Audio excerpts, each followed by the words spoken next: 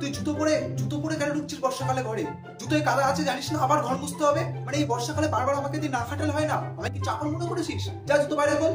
এই বাবু, বলছি বৃষ্টি পড়ছে, যা দৌড়ে যা, জামা কাপড়গুলো তুলে আন, নইলে ভিজে যাবে।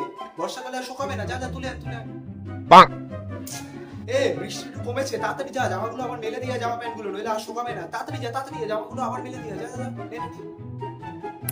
আবার গিয়ে মেলে আসবো। বাইরে থেকে এসে জামা প্যান্ট পরে কেন বসে আছিস? হ্যাঁ, জামা প্যান্ট পরে খাটে শুয়েছিস কেন? হ্যাঁ, এই জামা প্যান্ট আবার ধুতে হবে। তুই জানিস না বর্ষাকালে এখন একই জামা প্যান্ট তুই শোকাচ্ছে না? তুই বাইরে জামা পরে ঘরে পরেছিস কেন?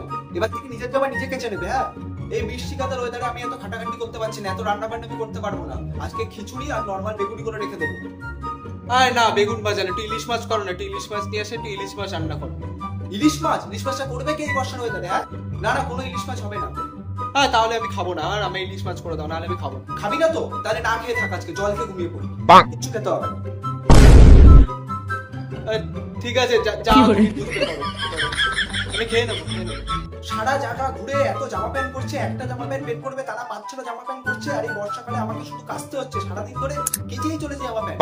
আর তারপরে এই বর্ষাকালে শুকাচ্ছেও না জামা প্যান্ট, রোদ্দুর উঠছে না ঠিক করে। তো এই জামা প্যান্ট সারা ঘরে এখন মেলে পড়ে আছে, সারা ঘরে কিংবা একটা ব্যবসা গন্ধ, এই গন্ধে থাকা যায়?